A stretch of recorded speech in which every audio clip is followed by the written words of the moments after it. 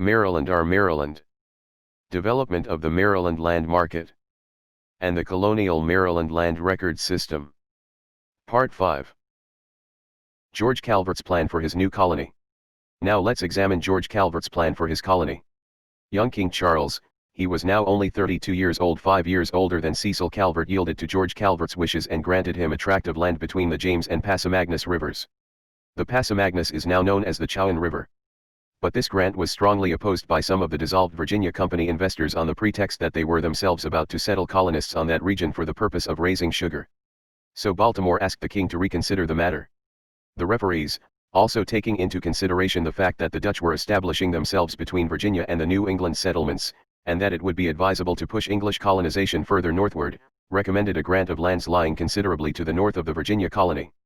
Baltimore therefore surrendered his grant of Carolina, as it was called, and received in its stead a grant of land on both sides of the Chesapeake Bay, including the whole eastern peninsula, and running down to the Potomac on the western side.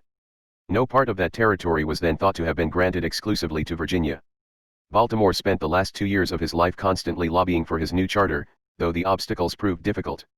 Though his strength is much decayed, he was determined to proceed in plantations, and he therefore renewed his request for a grant of land in Virginia, with such privileges as King James granted him in Newfoundland, that is, that his privileges be secured by a charter, such as that of Avalon. He had already received a promise from King Charles that he might have any part of that country Virginia not already granted. The Virginians, led by William Claiborne, who sailed to England to make the case, campaigned aggressively against separate colonizing of the Chesapeake, claiming they possessed the rights to that area.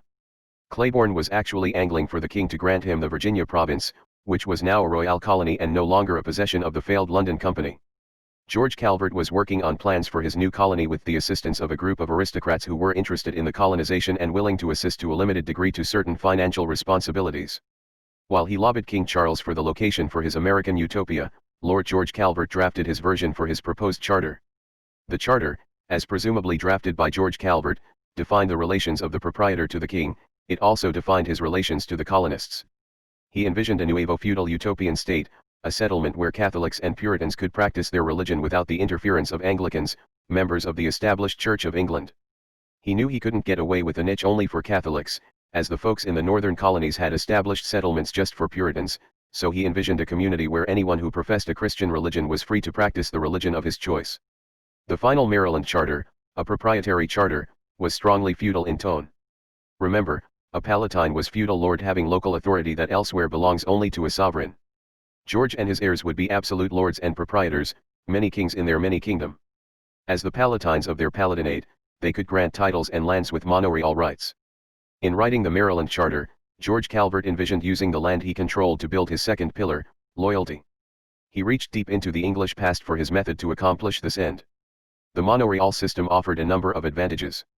The liegemen, lords of the manors who received the largest grants of land, would provide the needed stability for the colony's peaceful growth, produce a much-needed income for him, and create a group of men who recognized that their interests were best served by remaining loyal to the proprietor. Equally important, their manorial courts would deal with issues such as religion to keep them from disrupting the community. George Calvert knew that the self-contained manorial system had been instrumental for Catholic survival outside of London. He relied upon it as a means of keeping religious concerns as private as possible. By adopting the manorial system, he was looking forward, not backward. Only hindsight revealed that system's limitations. In 1632 or even 1657, a manorial society appeared to be ideally suited to accomplish two main goals: generating revenue for the Calverts and ensuring the loyalty of the manorial lords. The third foundation block, a laissez-faire approach to the religious conscience, related closely to the others and seemed remarkably well suited to the manorial system. In addition, the proprietors could incorporate towns, license trade, create courts of law, coin money, and even raise an army. Regarding taxation and legislation, however, the proprietors could only collect taxes and enact laws subject to the consent of the freemen of the colony, as Englishmen since the days of the Magna Carta. Calvert's colonists would retain all the rights of British subjects and enjoyed a greater degree of liberty than their brethren in England. Among the most important of their privileges was the right to trade with the world, and the crowning provision of the charter was that they were exempt from the payment of taxes to the mother country. Strange to say, the charter expressly granted to its colonists rights denied to the other colonies of America. In Calvert's palatinate there would be freemen and there would be persons bound to service. Those whose contracts were for labor were required to serve others only for a certain length of time. At the end of their contract, they were to become freemen and were clothed with all the rights of a person who had never been indentured and could become the owner of land as if originally free. In fact, when Cecil Calvert later wrote his contract with his colonists, indentured servants would be grant land of their own when they completed their period of indenture period. So those are the highlights of what the first Lord Baltimore, George Calvert, planned for his palatinate across the great Atlantic Ocean. A settlement he was never deemed to see. Cecil Calvert. Now let's look at the 27-year-old whiz-kid, Cecilius Calvert, 2nd Baron of Baltimore and 1st Lord Proprietor of the province of Maryland, and what he did with his new great 12-million-acre land market. After he received his charter from King Charles in August of 1633, his lordship Cecil Calvert moved into his newly inherited home, Kipling Hall, in North Yorkshire, to establish and manage the province of Maryland from his England. In addition to completing his father's vision of his new 12 million real estate market across the ocean and launching its first settlers, he also had to manage the Fairyland colony in Newfoundland and Baltimore, the huge property in Ireland, as well as the other interests he had inherited. Busy guy. Supporters in England of the Virginia colony continued to oppose the charter even after it had been granted, as they had little interest in having a competing colony to the north. Others were also interested in doing him out of his province in Newfoundland. To ensure political support for the charter in England, Cecil never travelled to Maryland. He stayed in England. Challenges, couched in the most virulent anti-Catholic language, delayed the expedition's sailing, escalated its costs beyond the limits of the young proprietor's diminished inheritance. Fortunately, in a will he wrote the day before he died, George had beseeched his long-time and well-connected friends, Sir Francis Coddington and Sir Thomas Wentworth, to act as guardians and supervisors to Cecil. Both were English barons of considerable experience, and no doubt Cecil benefited from their guidance. The second Lord Baltimore may have lacked his father's long experience in government and direct involvement in managing a colonial enterprise, but he demonstrated great skill in fending off the many threats to the colony's existence. He was also short of ready cash, and he had to attract investors and recruit parties interested in risking their lives and fortunes with him. So, he invited younger sons of Catholic and Protestant families to sail to Maryland and establish the new settlement. Each of these men would bring their wives, children, and servants with them to the New World. Nearly all of the heaviest investors were born gentlemen and were younger sons, who could not inherit any major share of the family fortune, which in England went to the oldest son. None of the gentlemen investors who actually went to Maryland appear to have been Protestant. Most of the servants whose passage was paid for by the investors were Protestant, however. Much of the work and detailed planning fell to Cecil's 24-year-old brother, Leonard Calvert. To launch his new enterprise in the New World across the pond, his lordship Cecil deputized Leonard as his surrogate to lead the expedition and serve as the colony's first governor. Another younger brother, George, also made the voyage, but died the next year. Two key aides were chosen to support him, George Cornwallis and Jerome Hawley, both of whom had invested quite heavily in the undertaking.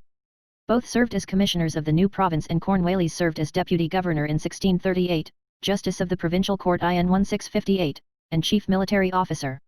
Hawley was a merchant from a wealthy English family. Some of his family had already settled in Virginia.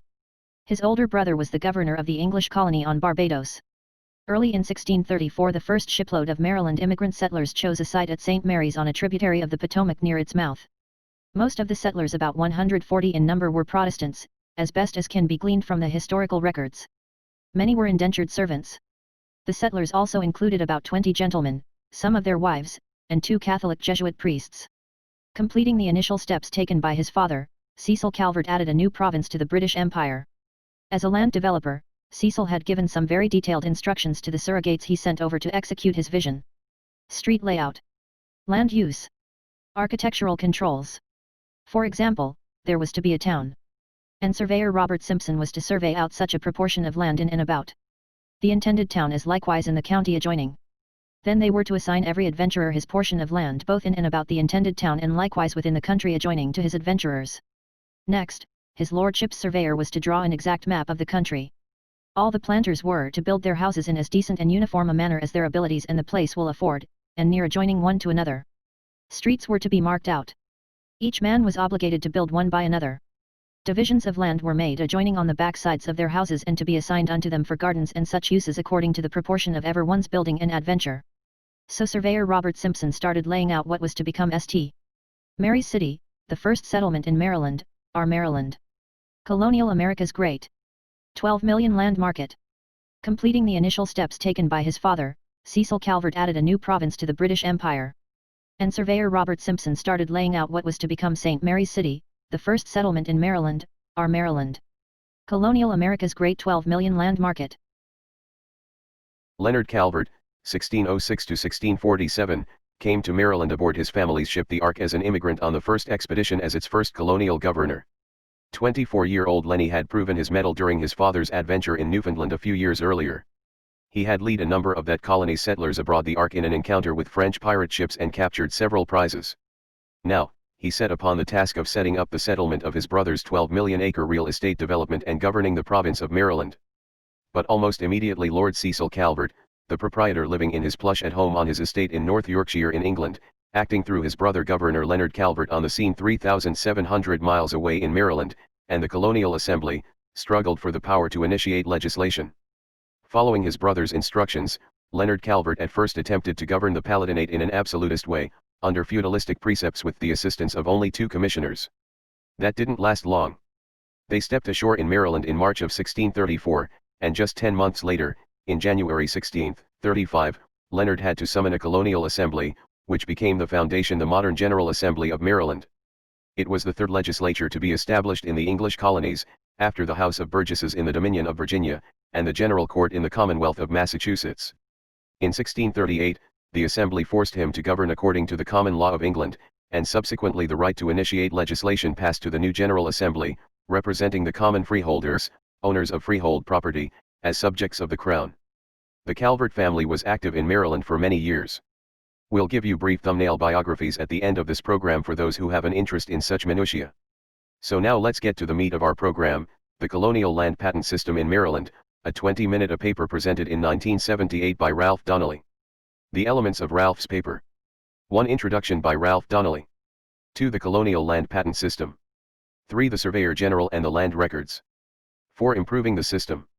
5. Examiner General and Deputy Surveyors. 6. 5 Types of Warrants. 7. The End of the Province and the New State. 8. Instructions to Surveyors. Then we'll hear. First body of instructions for Deputy Surveyors, 18 minutes. Conditions of plantation, 5 minutes. Commission in 1674 to a Deputy Surveyor, 4 minutes. The Charter of Maryland, 38 minutes.